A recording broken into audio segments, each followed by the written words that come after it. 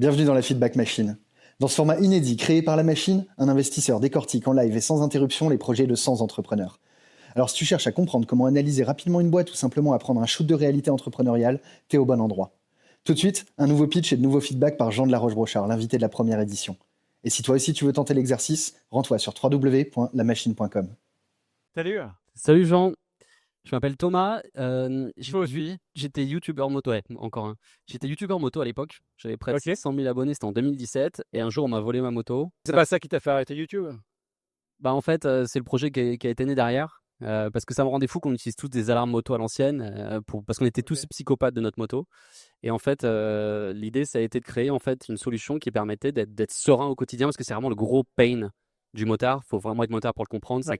tu vois, il y a un souci de stress permanent, quoi.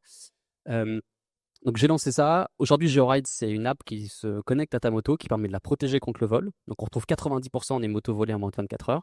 T'es hyper serein au quotidien parce que quoi qu'il se passe sur ta moto, t'es prévenu tout de suite. Qu'est-ce que tu fais de différent que les autres solutions de sécurité ne font pas?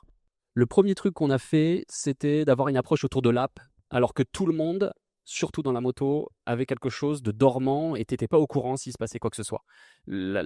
Vraiment, la grosse valeur qui fait garder les utilisateurs, c'est le côté serein parce que quoi qu'il se passe sur ta moto, tout de suite, t'es prévenu sur ton téléphone. Aujourd'hui, du coup, on a 30 000 utilisateurs, on en a 50 000 l'année prochaine. On vise d'ici 3 ans 10 millions d'euros de chiffre d'affaires annuel récurrent. Combien? 10 millions. Mais là, aujourd'hui, tu fais combien? Aujourd'hui, alors je serais ravi de En te 2025, tu fais on quoi? fait, si je viens de te voir, c'est qu'on fait beaucoup plus que un M, tu vois. Enfin, D'accord. voilà. Mais ouais, j'ai pas, je préfère en discuter par mail. Bref. Ok, mais attends, je veux juste comprendre un truc parce Ouais. que tu me dis quelque chose qui me paraît extrêmement trivial. Quand j'achète une voiture, on me file un espèce de boîtier WeTrack.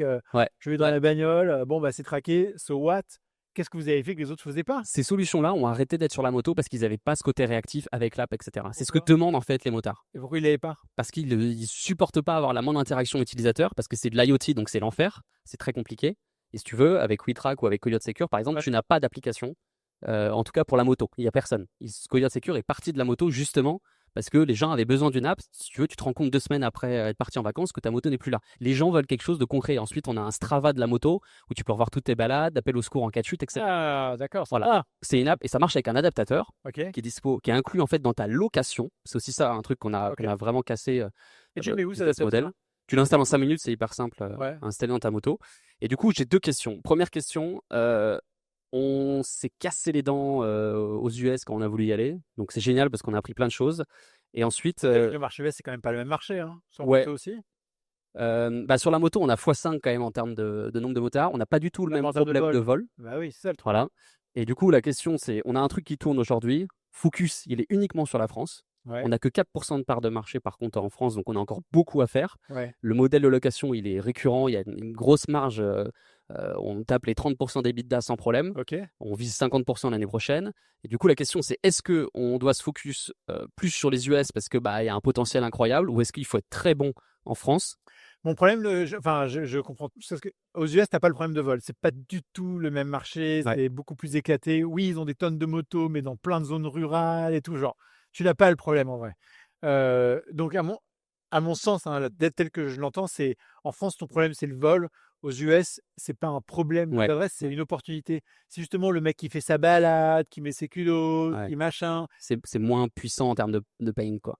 Et c'est pas un pain, c'est une opportunité Ouais. de rendre le truc un peu ludique, quoi. En fait, les mecs vont mettre leur tracker pas pour protéger leur moto, ils vont mettre leur tracker pour justement traquer leurs activités et que Ouais. les gens viennent leur mettre leur like comme sur Strava. Il y a un côté un peu être serein quand même, mais je suis d'accord, c'est pas aussi Mais le puissant. play, c'est pas la C'est sûr. sérénité, c'est plutôt le côté ludique du partage avec les autres. Donc restons sur. Et d'ailleurs, si tu regardes la manière dont un mec utilise sa moto en France par rapport à un mec qui utilise sa moto aux US, moi, tous ceux que j'ai vus, et je connais pas bien le marché, mais partout où j'ai voyagé, j'ai l'impression qu'il y a quelque chose de beaucoup plus.